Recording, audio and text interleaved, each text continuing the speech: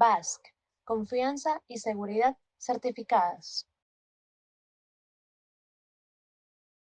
En medio de una de las etapas más convulsas de la historia reciente del Ecuador, la lucha contra el crimen organizado ha dejado de ser un problema de seguridad común para convertirse en una guerra asimétrica de múltiples frentes.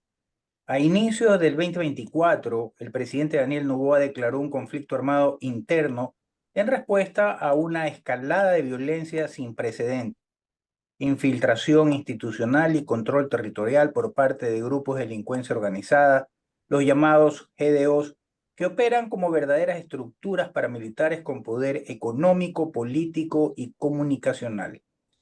Las cárceles, otrora centros de operaciones criminales, fueron recuperadas mediante operativos conjuntos con asesoría internacional, incluyendo figuras como la de Eric Prince, ex Navy SEAL y fundador de la controvertida empresa militar Blackwater. Se implicaron reformas en la cúpula policial, se fortalecieron alianzas con países como Israel y El Salvador y se desarrollaron acciones orientadas a recuperar el monopolio estatal de la fuerza. Sin embargo, el primer trimestre del 2025 cerró con un dato alarmante: 2.361 muertes violentas, el más sangriento en la historia reciente del país, con epicentros en de Guayaquil, Durán, Manta y otras zonas costeras. La violencia parece no ceder y la ciudadanía se debate entre el temor, el escepticismo y la esperanza. La situación exige determinar si estamos ganando la guerra contra el crimen o enfrentamos una reconfiguración más letal de las mafias. ¿Qué se está haciendo bien, que debe corregirse y cómo debe comunicar el Estado su rol en una sociedad que exige resultados y verdad? En esta entrevista buscamos ofrecer una radiografía cruda y clara de lo que ocurre en las calles, en las instituciones y en los centros de poder, porque más allá de las cifras está en juego el futuro de la nación. Para poder analizar esto, hemos invitado a un buen amigo de esta casa, el coronel Edison Romo, a quien le damos la bienvenida. Bienvenida, coronel.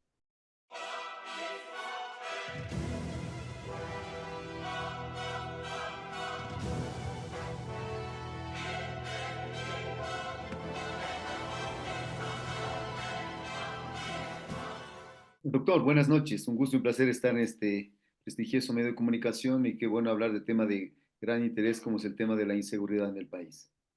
Coronel, ¿qué riesgo implica que el Estado actúe militarmente contra redes delictivas que operan como guerrillas urbanas? ¿Y hay peligro de una escalada y un endurecimiento de los ataques de los EDOs? Bueno, doctor, lastimosamente cuando usted mencionó el escenario que estamos viviendo, eh, hace que uno reflexione y se ponga a elucubrar o hacer ciertas hipótesis de cómo estamos, dónde estamos y por qué estamos así. Que es importante analizarle, ¿no es cierto? Y empezamos diciendo, claro, todo mundo o todas las personas dicen, se incrementó el 65% de muertes del 20 al 20 del 24 al 25. Eso significa un punto rojo para la actividad de lucha contra estos grupos o de la inseguridad. Pero, doctor, aquí hay cosas que son muy importantes mencionarlas antes de. La primera sería cuando usted esté en un conflicto armado, cuando usted esté en una guerra, cuando usted está enfrentando a delincuencia organizada y todo, claro que se va a incrementar muertos, claro que se va a haber muertos. Si usted no tuviera guerra, no habría los muertos que van a haber. Más aún, cuando las bandas se enfrentan por territorios, se enfrentan por espacios, ya que al verdadero opositor, el verdadero opositor de estas bandas son las Fuerzas Armadas y el Estado. Pero les sale más complejo abatir a militares y policías, y entonces, claro, ellos se van contra la gente de la opositora en sentido de bandas. Las causas son muchas y diferentes, que podemos hablarlas también incluso, y claro, el número de muertos se va incrementando en el país cada momento. Cuando usted o el país o el Estado no las enfrentó a estas bandas, las muertes eran mínimas. porque no había conflicto, no habría guerra, no había enfrentamiento. Y entonces, claro, amén de lo que se diga, de lo que se complemente, que las Fuerzas Armadas, que la policía actúan bien o mal, o las estrategias están bien o mal. Esas son simplemente interrogantes, doctor, que claro, que con la información que yo dispongo, a uno lo ponen a generar hipótesis porque no se tiene toda la información, solamente se tiene información que es manejable. Entonces, en ese sentido, doctor, yo partiría de algo. ¿Qué es la seguridad para usted? ¿Qué es la seguridad para mí? ¿Qué es la seguridad para el militar? ¿Qué es la seguridad para la población? ¿Qué es la seguridad para el empresario? ¿Qué es la seguridad para el deportista? ¿Dónde empieza la seguridad y dónde termina la seguridad? ¿Dónde empieza el desarrollo? Estos son interrogantes que nos permiten hacer una visión mucho más amplia de lo que significa la seguridad. Y entonces, claro, al hablar de seguridad para mejorar el panorama en el que vivimos, no es necesario solamente hablar de estrategia militar, estrategia policial, de plan de seguridad, sino simplemente hacer un plan en el que de una u otra manera, doctor, tenemos que entender que la seguridad que brinda el Estado es una. La seguridad que debe tener y empezar a generar el empresario es otra. La seguridad que debe tener y generar la persona, la familia es otra, lógicamente tomando los parámetros que son naturales y normales. En base a eso, en base a eso podemos entender nosotros en dónde estamos y a dónde vamos y cómo estamos en la actualidad. Y, lógicamente, decir, ¿las estrategias del gobierno han sido buenas, malas? A lo mejor sí, a lo mejor no. ¿Dónde falla o dónde entra? Pero partiendo de este hecho, de esta primicia, doctor, yo creo que sí es necesario entender lo que significa seguridad para cada uno de nosotros y no mezclar. La seguridad no ha cambiado, doctor. La seguridad sigue. Desde qué año hasta qué año la seguridad sigue siendo la misma. Lo malo es que interpretamos y elucubramos y hoy hablamos ya de seguridad educativa, de seguridad de trabajo, Entonces, ¿qué es la seguridad? ¿Qué es la responsabilidad del gobierno? ¿Qué es la responsabilidad del Estado? Ah, hay más muertes. ¿Eso es bueno y es malo?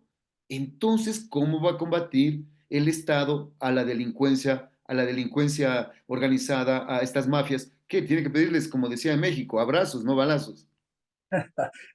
Coronel, pero a ver, los números y las estadísticas son frías y desgraciadamente este tipo de noticias impacta, pero no se especifica, no se tamiza el número, porque al fin y al cabo, ok, hay más de 2000 y pico de muertes, y la pregunta es, de esos 2000 y pico, ¿cuántos son delincuentes y cuánto es sociedad común, no delincuente?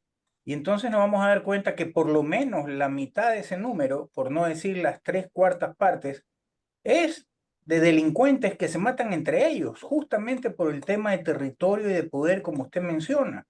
Y entonces, claro, si no se tamiza el número oye, realmente llama la atención, vende periódicos, vende noticias, genera rating, pero digamos que no presenta tal cual como es, o estoy haciendo una interpretación errada, coronel. No, no, más bien yo veo que el escenario que usted plantea es realidad. Porque mire, doctor, qué lindo sería, y eso sí debe salir a la luz pública para que no haya esa incertidumbre, esa inquietud. Y entonces cuando uno analiza los muertos en el Oro, los muertos en la zona 8, los muertos en Esmeraldas, los muertos en los ríos, la mayor parte son gente de bandas, ¿no es cierto? Entonces, claro, ¿por qué sucede esto? Esto sucede lógicamente por territorio, control, mercado y todo lo que sea. Ellos son entre opositores. El opositor mayor es el Estado que lo está combatiendo. No se van a ir contra el Estado porque les sale más complejo, más difícil. Pero entonces, claro, tienen que matarse entre ellos que les sale más fácil y más sencillo. Por eso es que se incrementa el número de muertes. Y esa interpretación hay que saberla llevar, hay que saberla analizar, doctor. Por ejemplo, el Ministerio del Interior dice hay 2.600 muertes. El Ministerio de Gobierno sí, o en el Ministerio. Pero hablemos claro. La mayor cantidad de muertes que se dan no es porque hay más robos, hay más muertes por sicariato y más, o sea, no, la mayor cantidad es entre bandas. Entonces, una vez que tamicemos la cantidad de muertes por cada sector, por cada parte, vamos a darnos cuenta, ya, la parte más afectada hoy en la actualidad es un ejemplo, ¿no? La minería ilegal. La parte más afectada hoy es los camaroneros, así cosas así. Entonces nos vamos a dar cuenta. Pero si no analizamos que estas bandas, mal o bien, están dedicadas no solamente al narcotráfico, no solamente a la minería ilegal, no solamente a la prostitución, no solamente a otras actividades, tenemos que ir tamizando para poder ser más concretos en las estrategias que vamos a plantear. De pronto van a decir los sociólogos, politólogos, recursos humanos, digamos, derechos humanos, las políticas y estrategias no tienen que ser solamente militares y policiales. Claro, pero por eso es que tenemos que definir qué es la seguridad y qué abarca la seguridad. Entonces, si usted genera más trabajo, por decirle, al lado de las cárceles, usted genera más trabajo, por decir, donde hay zonas donde hay más narcotráfico o microtráfico o delincuencia, todo. A lo mejor mejora, sí, puede ser. Pero entonces, ¿qué es la seguridad, doctor? Es un campo tan complejo, tan amplio, que muchas personas lo ven o lo vemos solamente desde el punto de balas, policías militares y al otro lado personas delincuentes. Y no es eso. Entonces, cuando uno analiza realmente lo que es la seguridad y cuando uno analiza, como usted dice, doctor, los números fríos de la muerte de 2.600 en 3 4 meses, uno dice, claro, Ecuador es uno de los países más violentos. Sí y no. Y recordemos algo, doctor, estamos en conflicto, estamos en guerra. Dígame usted, doctor, ¿en qué guerra no se incrementan los muertos? ¿O cuándo ha pasado eso? No solo eso, coronel, sino que ¿usted no cree que hay un error, no sé si involuntario o consciente o inconsciente, al decir, ok, estamos en guerra, en un conflicto armado no internacional, un conflicto armado interno? Y uno cuando combate, a ver, por excepción toma prisioneros, cuando el prisionero se rinde, pero cuando el enemigo combate, muere en su ley, muere combatiendo. Y no es que cuando al prisionero de guerra se lo toma prisionero, se lo pone a órdenes de la justicia ordinaria. Se lo mete preso en un cuartel o en un campo de concentración y se lo juzga por juzgados penales militares. Y entonces no estamos dando pie justamente a esta confusión, eh, pecando a lo mejor de demasiado humanitarios, cometiendo un error que se convierte justamente en el fundamento de estas organizaciones de derechos humanos para salir a defender a los delincuentes y justamente también de este partido político o movimiento político que ha sido designado o denominado como el brazo político de los EDOs, RC5, para que también salga a protestar, a reclamar y a tratar de generar mayor impunidad. ¿No cree que es un error en esa actuación? Usted bien lo ha dicho o manifestado, doctor. Mire, las interrogantes que yo tengo justamente es por eso. Si yo declaro el conflicto armado interno, yo sé lo que es un conflicto armado interno. Las Fuerzas Armadas saben y tienen claro lo que es un conflicto armado interno. Y saben que ellos son los que van a enfrentar a estos grupos terroristas. Ellos saben y que la policía le va a apoyar, no lo que está pasando hoy.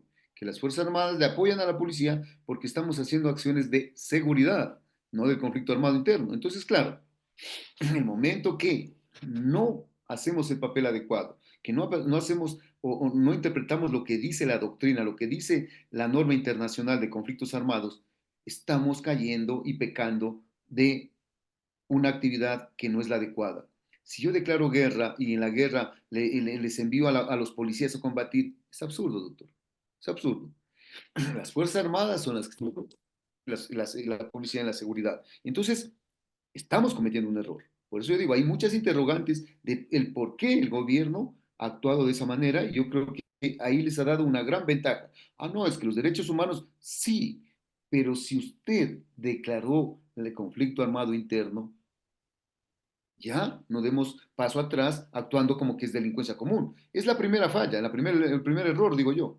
Por eso digo, hay muchas interrogantes del por qué y para qué hace esto.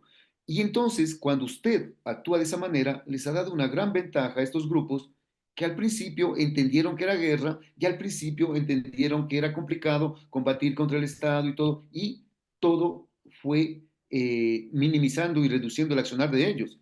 Pero luego entendieron de que definitivamente no le están tratando como tales, sino como delincuentes, por eso es que van donde los jueces, los tienen detenidos, los sacan y todo. Entonces, claro, ellos sacaron ventaja de esta actividad no adecuada desde mi punto de vista. Coronel, Ese con es un punto, ¿no?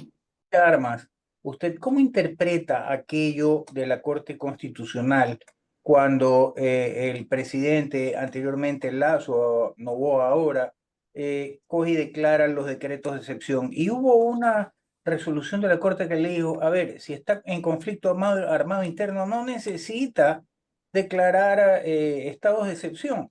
¿Cómo lo toma usted? Como un jalón de orejas de la Corte Constitucional diciéndole, oye, no confundas las cosas.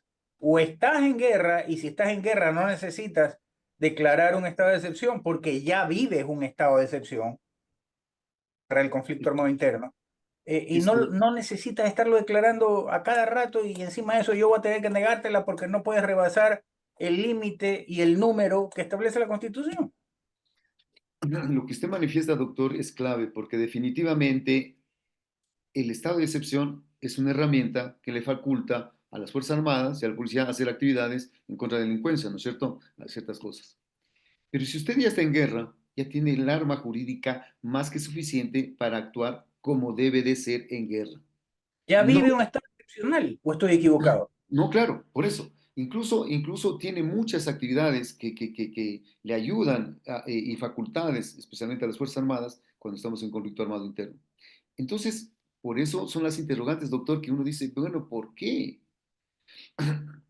Sus razones tendrá el gobierno, sus razones tendrán las Fuerzas Armadas y policía de actuar de esta manera, pero son interrogantes que uno dice, ¿por qué no cumplen con el decreto de declarado el conflicto armado interno, que es, le da facultades para actuar y hacer muchas cosas más? Incluso, si estamos en guerra y el delincuente, el terrorista, como están declarados las 18 bandas, no bandas, sino 18 grupos terroristas, tienen que darles de baja, hay que darles, porque están en una época diferente. No es el pretexto de decir levante las manos, que no, no, señor. Y si él está con un arma es diferente, el tratamiento es diferente porque es mi vida y su vida y estamos en un conflicto. Por eso es que, doctor, la ambigüedad que vivimos y que se ha dado y que se está viviendo, hace que los jueces, fiscales, abogados hagan de los suyas y usted no puede decir nada, porque son delincuentes y le estamos dando tratamiento. Pero si desde el inicio, doctor, si hubiese tomado las normas, como dice, cogieron a 5 de los lobos, tigrerones o cualquier cosa de estos y los ponían con un estatus de prisionero, y los ubicaban en un lugar, ellos tenían que salir libres cuando se acabe el conflicto cuando se minimice y se lleguen a un estado de paz o lo que sea, para que sean sancionados de acuerdo a lo que cometieron y en base a la norma, lo que dice y se juzga. Pero no se hizo. Claro, es que en principio, si se declaró, y si estoy errado me lo dice, por favor, pero la lógica dice que si en principio se declaró a estas 18 organizaciones como terroristas y las enemigas contra las que se estaba luchando o se está luchando, y resulta que a quien se toma prisionero es parte de esta banda, usted no le anda preguntando cuando está en guerra al que lleve el uniforme o la identificación de un determinado ejército, oye, ¿tú eres civil o eres militar? ¿Perteneces a este o no perteneces a este grupo armado? No, no, es el grupo es el enemigo, los miembros del grupo son enemigos y por lo tanto hay que actuar como enemigos. No hacer este escogitamiento por demás absurdo, que es lo que, como usted bien dice, permite a los jueces corruptos poner a esta gente en puerta giratoria, ni bien van entrando, van saliendo por las mismas, y al Estado lo pone en una situación bastante delicada, por decirlo de alguna manera, y es el Estado el que está boicoteándose él mismo con esta situación. Entonces, bajo ese esquema, coronel, el despliegue militar que se ha llevado a cabo desde finales del año pasado a principios de este año, e inclusive con el asesoramiento de Eric Prince de Blackwater, ¿no le da la impresión a usted de que en la zona 8 ha como disminuido la actividad de estos grupos y se ha ido hacia eh, poblaciones un poco más distantes, de manera tal que como que en la zona más peliaguda, como se dice vulgarmente, se han replegado y han comenzado a actuar en otro lado donde este tipo de operaciones todavía no llega con la efectividad y la intensidad que se realizó durante el fin de año en Guayaquil y en la zona 8? Sí, sí, doctor, muy claro. Mire, bueno, partamos de la presencia de Eric Prince, ¿no? Eric Prince, yo pienso que es una persona que tiene mucho conocimiento en el tema de combate urbano, combate a narcotráfico, combate a, digamos, guerrillas y otras cosas más. Y que lógicamente cuando uno está enfermo, necesita de una asesoría, va al médico y si el médico no sabe y viene un médico que es del exterior, pero que tiene una reputación que de pronto no nos gusta, pero él sabe que hay que operar y es el único que puede, no lo contrata. Y lo que el presidente hizo en este campo, pues de acuerdo a lo que le permite la Constitución, recibir una asesoría, bienvenida. De quien sea, no importa, pero la idea es recibir una asesoría para luchar contra este mal. Que puedan actuar tropas acá, bueno, eso ya es otra cosa porque la Constitución no le permite, porque tenemos nuestras Fuerzas Armadas, todo eso. Pero, amén de todo esto y el despliegue militar y todo lo que se hizo desde el inicio del año 24 hasta ahora ya casi, yo pienso que fue una estrategia o fue una decisión bien tomada y que lastimosamente en el trayecto como que no fue complementándose y se fue haciendo a un lado. Y se fue haciendo a un lado porque yo creo que hubo mucha presión de derechos humanos, mucha presión de elementos incluso políticos que se iban en contra de estos grupos, de estos grupos de seguridad del Estado y a favor de los grupos delincuenciales, indicando de que había mucho abuso, que había se ejercía el abuso de poder del Estado, pero no se daban cuenta o no querían darse cuenta que estábamos en guerra. Y ahí es que creo yo que el Estado, el gobierno cae en la trampa de estos grupos y va cediendo terreno, va cediendo espacio. Y el tema es que estamos en guerra, pero no estamos en guerra, porque si estuviéramos en guerra fuera otro proceder, otro procedimiento, otro tratar y otro comportamiento incluso de la sociedad, porque la sociedad tampoco entiende que estamos en eso. Y por eso es que, doctor, las operaciones que se realizan hoy de bloque de seguridad son eso, seguridad. Por eso es que actúa la policía y las Fuerzas Armadas están atrás dándole apoyo. No es la guerra ni el conflicto armado. BASC, confianza y seguridad certificadas. Coronel, ¿qué opinión le merece a usted el cambio de la cúpula policial? Se dieron en menos de 24 horas dos cambios casi automáticos, al punto de que ahora están ya no generales, digamos que a la cabeza, sino coroneles. Mire, doctor, yo definitivamente pienso que los cambios siempre serán necesarios, porque definitivamente uno tiene que poner a la persona, en principio más idónea, digamos, con un buen perfil de profesional y lógicamente acompañado de valores éticos y morales que permitan que esa institución se convierta en una institución de credibilidad, no de desconfianza, como pasa hoy en la actualidad, que todo el mundo desconfía de la policía, desconfía de otras instituciones y la credibilidad que se tiene a estas instituciones es muy mínima. El tema de la corrupción, doctor, y contaminación en las instituciones es tan grande y es tan fuerte que usted puede darse cuenta que en la policía judicial hay bandas, que en la policía de narcóticos hay bandas, que en la policía en todas partes están contaminados. Los porcentajes no los tenemos y tampoco puedo elucubrar, pero es grande. El cambio del comandante siempre será necesario, me supongo yo y entiendo que el ministro del Interior recibió toda la información necesaria de las personas que podrían que podían reemplazar a alguien, al comandante anterior, y vieron que el perfil de un comandante y del otro no era el adecuado y por eso quedaron en el tal. ¿Y cómo le hacen este cambio? Es para no irse de una sola, digamos, llevándose dos o tres o cuatro generales. Entonces van viendo las ternas hasta llegar a la persona ideal o deseada. Y por eso es que hacen este cambio. Ahora, doctor, el comandante actual manifestó o dijo en una entrevista que él va a luchar contra la corrupción, la limpieza y la depuración de la institución. Veamos hasta qué punto le permite la institución, veamos hasta qué punto le permiten los miembros de la institución y si él tiene la decisión y voluntad y el apoyo político y gubernamental. Caso contrario, no lo podrá. Es Pero es que necesario. viene otro elemento, coronel, disculpe que lo interrumpa, y es que le pongo el caso de la Armada. En la Armada se dio un caso muy peculiar. Un sargento fue dado de baja porque fue encontrado con narcóticos. El sargento pone una acción constitucional de protección, viene un juez de primera instancia en el conocimiento de esta acción de protección, indica que la Armada debe de otra vez acogerlo, pagarle el valor de lo que dejó de pagarle desde que salió, lo sacaron de la institución hasta que fue reingresado, y resulta que a este fulano lo vuelven a pescar en la misma actividad. Y entonces resulta que de qué sirve, o mejor dicho, hacen inocuo cualquier esfuerzo de cualquiera de las ramas, sean estas militares o policiales, de depurar, cuando viene un juez que sin mayor conocimiento de causa le dice no, vuélvelo a poner en las filas y le da la oportunidad de que siga delinquiendo y otra vez la misma historia. Y resulta que por ahí se dice en las calles que parte del negocio es que cuando lo restituyen y manda a que le paguen los valores que no le pagaron, un porcentaje del juez. ¿De qué hablamos, pues, coronel? Como dice, se dice, no, cuando hablamos, ¿de qué hablamos? Entonces, claro, ¿qué pasa, doctor?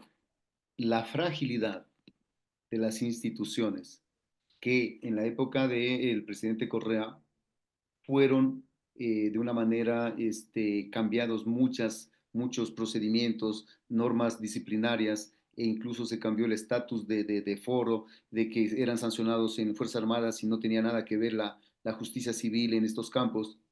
Esa es una fragilidad que tenemos y que claro, hoy en la actualidad, como usted manifiesta, cogen a personas con drogas, cogen en actos ilícitos, en actividades sospechosas o cosas más comprometidas y que son sancionados y las Fuerzas Armadas, de acuerdo al reglamento militar, proceden a dar de baja. Pero ellos se van a la instancia de la justicia civil que sobrepasa la disposición interna de Fuerzas Armadas y por eso es que de una u otra manera se los vuelve a incluir en las Fuerzas Armadas, no sabiendo el gran daño, peligro que están cometiendo en estas instituciones y que de una u otra manera esto irradia a la población y a la sociedad. Porque qué tal, como van pasando, la gente, todo es consuetudinario, doctor. Yo me hago costumbre de ser un delincuente a pesar de haber tenido una buena formación, una buena doctrina, un buen perfil ético y moral, pero ya después me gusta la plata, me enseñaron a robar, me enseñaron esto y saben que mañana me juzgan, pero me dicen que ingreso.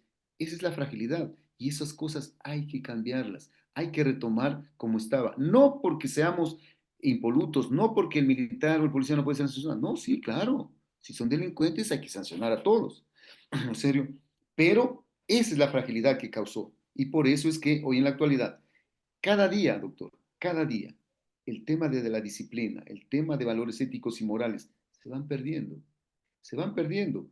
Yo soy el comandante de un reparto y soy el responsable de cuidar una zona fronteriza para que no pase gas, para que no pase dinero, armas, oro, lo que sea. Y si viene alguien y me dice, vea, coronel, usted gana $3,000 o 2,500, menos el descuento le quedan 1,800 o algo así. Yo le voy a dar $10,000, pero deje pasar. Hay gente que se va a comprometer y va a decir sí. Hay gente que va a decir no. El tema aquí es volverle a darle el respaldo a estas personas para que tengan esa capacidad de hacerlo sin miedo y sin temor. Sin miedo y sin temor, que es lo que estamos empezando o están empezando a sentir la gente que realiza esta actividad, el miedo y el temor. Pero para ello necesitamos respaldarlos. ¿Cómo? El gobierno debe crear otras instancias que sean juzgados y que no sean juzgados por jueces que a lo mejor están a favor de las organizaciones delincuenciales y en contra de las que nos dan seguridad. Y eso es lo que nos está pasando, doctor.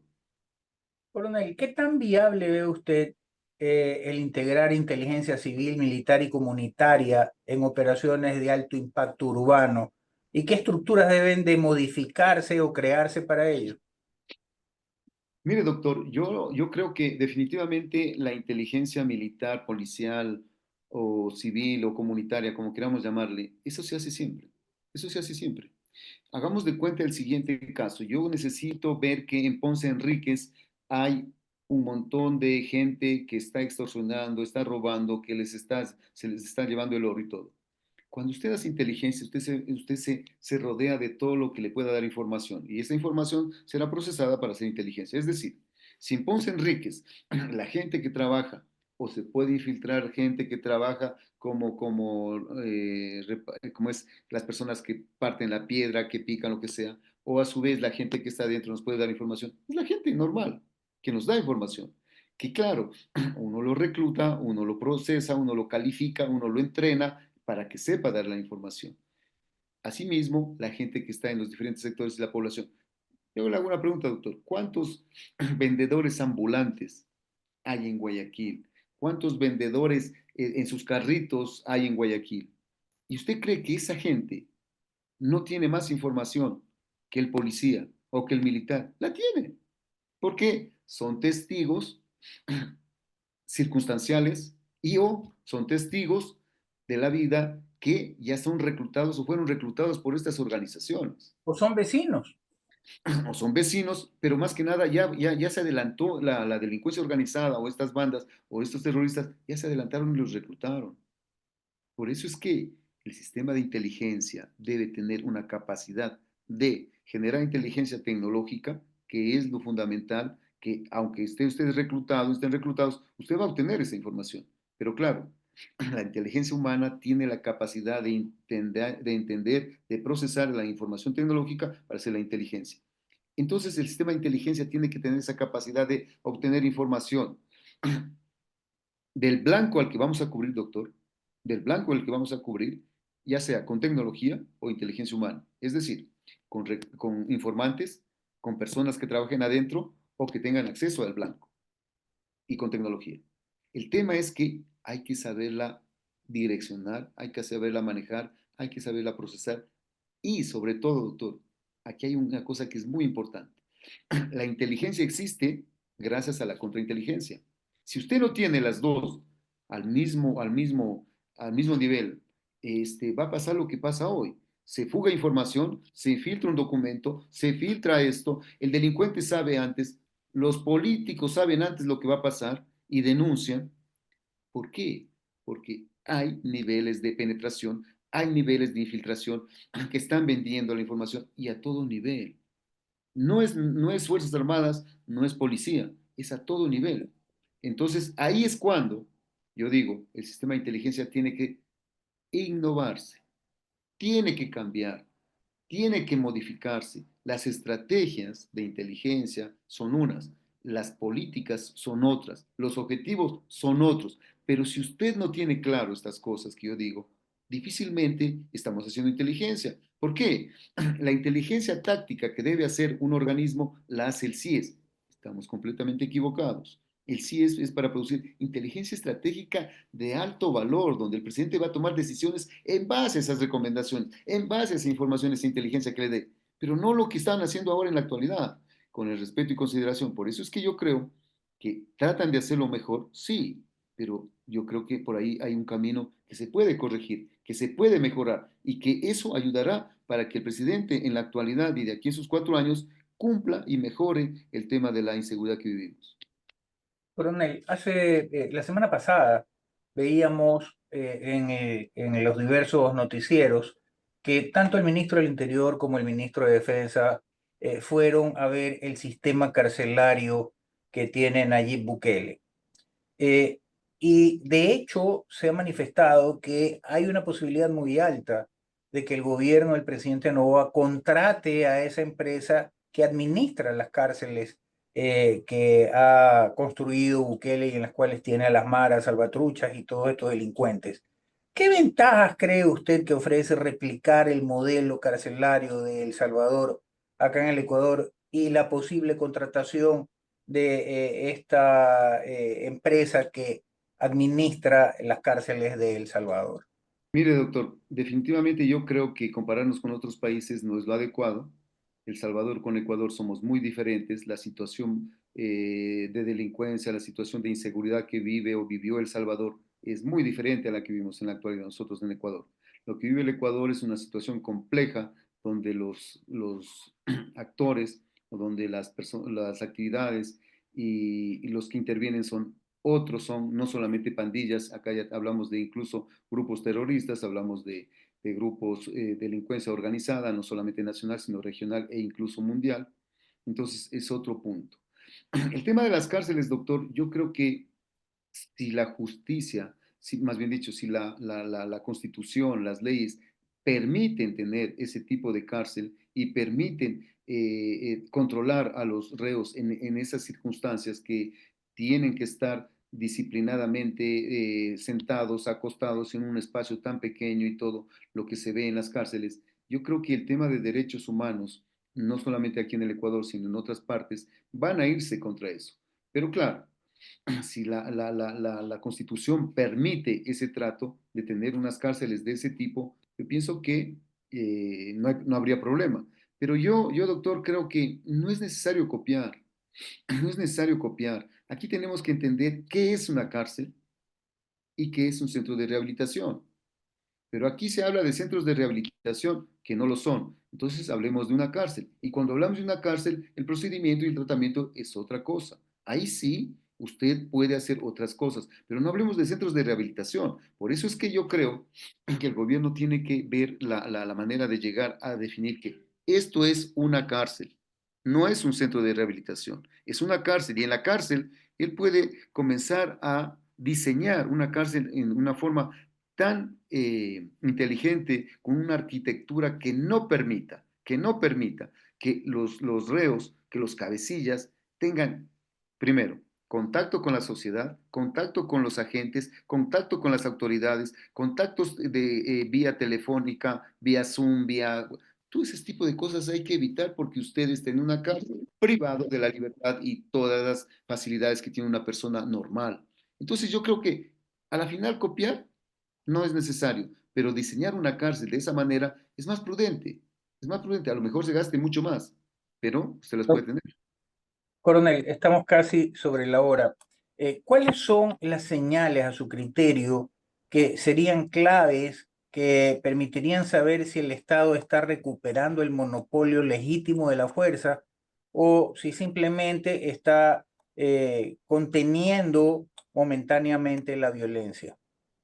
Yo creo que, doctor, por ejemplo, hay zonas ya que se denominan santuarios o liberadas, donde de una u otra manera el Estado no puede ingresar o las autoridades no pueden ingresar, porque, claro, la población de esos lugares ya están bajo el control de estas organizaciones. Y entonces ellos trabajan de una manera amigable y o forzada a favor de ellos. Segundo, las cárceles, doctor, las cárceles están bajo el control del Estado, están bajo el control del gobierno, pero si vemos que desde las cárceles todavía se sigue dando disposiciones o siguen dando procedimientos para realizar supuestamente atentados con drones y otro tipo de armamento con bastante tecnología, es porque no tenemos. Esa es otra señal, doctor. Es una señal que es peligrosa y que el gobierno tiene que recuperar, amén de lo que se diga y como sea, tiene que recuperar. ¿Qué es peligroso? Porque no, yo pienso que con una buena decisión, una buena voluntad política gubernamental, es decir, apoyo de la Asamblea, de la legislatura, el tema jurídico, se va a poder hacerlo. Y la mejor manera de hacer, doctor, es con la construcción de cárceles con otra infraestructura, con otra arquitectura, donde no les permita convivir grupos que son bandas, que se fortalecen, tiene que haber otra estructura. En esa estructura no va a tener la capacidad de estar hablando por teléfono, de enviando mensajes, de comunicarse, tiene que ser como en otros países. estar privados de libertad, estar privados de comunicaciones, como dice la ley, porque es un reo, es una cárcel donde se priva de la libertad, pero aquí en el Ecuador no se priva de libertad, lo único que no pueden es salir, de ahí tienen todo. Entonces estamos incumpliendo. Segundo. Tercero, Correcto. doctor, yo creo que el gobierno tiene que comenzar a comunicar de una manera eficiente las actividades que hace en el tema el combate a la inseguridad. Es decir, no es necesario dar declaraciones y detalles del operativo, pero sí es necesario dar a conocer de cuántas personas se han detenido, de cuántas personas se han neutralizado y haciendo entender de que estamos combatiendo a delincuencia, no estamos en guerra. El gobierno, país, necesita entender que si estamos en guerra, actuemos como debe ser. Cambiemos. Debemos actuar como debe ser, porque ya fueron calificados como terroristas, doctor. Más aún, si se sabe que miembros de Hezbollah, miembros de otras organizaciones internacionales, expertos en todas estas actividades, de Colombia y de otras partes acá, tienen o le están capacitando, entrenando, formando, hay que combatirlos así. Caso contrario, doctor, ojalá después no nos arrepintamos de que declaramos un conflicto armado interno y no lo ejecutamos. Correcto. Tras escuchar el análisis claro del coronel Edison Romo, queda claro que Ecuador enfrenta una guerra compleja, sin frentes definidos, donde los grupos delincuenciales han mutado y se han adaptado buscando nuevas formas de sobrevivir y recuperar el control perdido. Si bien el gobierno ha dado pasos firmes, como la intervención carcelaria, los cambios en la policía y las alianzas internacionales en seguridad, aún queda un largo camino por recorrer. La violencia del primer trimestre del 2025 refleja tanto la desesperación de las mafias arrinconadas como las limitaciones estructurales del Estado en su capacidad de respuesta sostenida. La batalla ya no es solo en las calles, sino en la percepción ciudadana, en la institucionalidad y en el relato que se construye día a día. El experto, el coronel Edison Romo, manifiesta que la victoria frente al crimen organizado no se alcanzará únicamente con fuerza, sino con estrategia, inteligencia, depuración interna y una comunicación honesta y movilizadora que involucre a la ciudadanía como aliada y no como espectadora. El Estado ha recuperado terreno, pero aún debe consolidar autoridad, recuperar la confianza ciudadana y evitar que los errores del pasado se repitan, porque esta no es solo una lucha contra las balas y el dinero del narco, sino por el alma misma del país. Muchísimas gracias, mi estimado coronel. Doctor, a usted más que nada, muchas gracias y qué bueno que usted pueda compartir estos criterios que harán que la población comprenda y entienda que la cultura de seguridad y la seguridad de las personas no depende del Estado nomás. Muchísimas gracias, buenas noches y gracias a quienes nos siguen en las distintas redes sociales, a los más de 100 grupos que nos replican, que más o menos nos dan un alcance tentativo de más de 2 millones de personas en 3 continentes. Muchísimas gracias, buenas noches. BASC, confianza y seguridad certificadas.